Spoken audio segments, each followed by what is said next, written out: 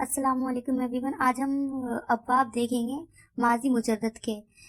دیکھیے ماضی مجرد کے ابواب کتنے ہوتے ہیں؟ 6 ابواب ہوتے ہیں، جسے ضربہ ضربہ مطلب مارنا، نصرہ مطلب مدد کرنا، سمیہ سننا، فتح کھولنا، کرومہ بزرگ ہونا، حسیبہ گمان کرنا. جیسے ضربہ کا یہ ہمارا مضارع ماضی کیا ہوتا ہے؟ پاسٹ کی بات چل رہی ہے. جیسے ضربہ اس نے مارا. اب مضارع کیا ہوتا ہے؟ Present plus future. یضرب وہ مارتا ہے یا مارے گا. نصرہ اس نے مدد کی. ینصرو وہ مدد کرتا ہے یا کرے گا. سمع اس نے سنا. یسمع وہ سنتا ہے یا سنے گا. فتح اس نے کھولا. یفتح وہ کھولتا ہے یا کھولے گا. کرما وہ بزرگ ہوا. یکرم وہ بزرگ ہوگا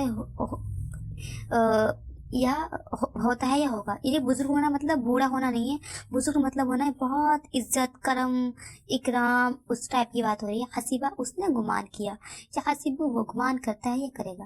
یہ کس کے وزن پہ؟ ضربہ ہے ہمارا فعلہ کی وزن پہ، نصرہ ہے فعلہ کی وزن پہ، سمیہ ہے فعیلہ کی وزن پہ، فتح ہے فعلہ کی وجہ سے وزن پہ، کرومہ ہے فعولہ کی وزن پہ، حسیبہ ہے فعیلہ کی وزن پہ. جیسے یضرب یفعلو کی وزن پہ، ینصر یفعلو کی وزن پہ، یسمع یفعلو کی وزن پر، یفتح یفعلو کے وزن پہ، یکرم یفعلو کے وزن پہ، یحسب یفعلو کے وزن پہ. دیکھیے زیادہ تر افعال پہلے 3 ابواب سے یاد کرتے یا ابواب سے آیا کرتے ہیں، یعنی کہ پہلے 3 ضربہ، نصرہ، سمیہ. زیادہ تر یہ امپورٹنٹ ہوتے ہیں، انہی سے زیادہ تر سالو ہو جاتے ہیں سارے کوشچن. جو چوتھے باب سے ان سے کم، چوتھے باب اور یہ جو ہے نا یہ لاسٹ کے، یہ ان سے تھوڑے کم پوچھے جاتے ہیں. کم 5ویں باب سے اس سے کم، اور 6ٹھے باب سے تو بہت ہی کم، یعنی نیچے نیچے آتے کم ہو جاتے ہیں. میکسیمم 3 ابواب سے پوچھے جاتے ہیں. کسی لفظ کا کسی باب سے ہونے کے معنی یہ ہے کہ اس کے ماضی اور مضارع کے عین کلمے کی حرکت اس کے مطابق ہوگی. یعنی کہ سمیہ ہے عین کلمہ. دیکھیے عین کلمہ ہمارا کیا ہوتا ہے؟ جو بیچ والا لفظ ہوتا ہے، اور پہلا کلمہ فا کلمہ ہوتا ہے، تیسرا کلمہ ہمارا لام کلمہ ہوتا ہے. یعنی کہ باب مطلب ہوتا ہے کہ کیا حرکت آئے گی اس پہ.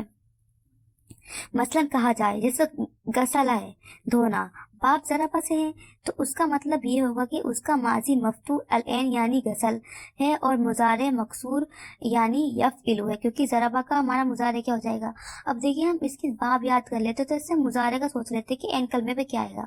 ضربہ کا ہے، اس کا مضارع کیا ہوگا؟ یضرب. تو ہمارا غسلہ کس کی وزن پر ہے؟ ضربہ کا، تو اس کا کیا ہو جائے گا؟ یکسل ہو جائے گا. سامنے مضارع بھی لکھ دیا گیا ہے، مطلب ہم نے مضارع پڑھ لیا ہے. ہر ایک فعل ثلاثی مجرد کے بارے میں یہ جاننا ضروری ہے کہ وہ کس کا باب سے ہے. کوئی بھی جیسے کہ غسل آئے گا، ضرب آئے گا، فتح، جاء، کروما، کرما، کتبا، یہ سب جو آئیں گے ان کا ہمیں باب جاننا ضروری ہوتے تاکہ ہم ان کے مضارع بنانے میں ہم کو ایزی ہو جائے، تاکہ اس کے ماضی اور مضارع اور امر وغیرہ کا تلفظ صحیح طور پر کیا جا سکے.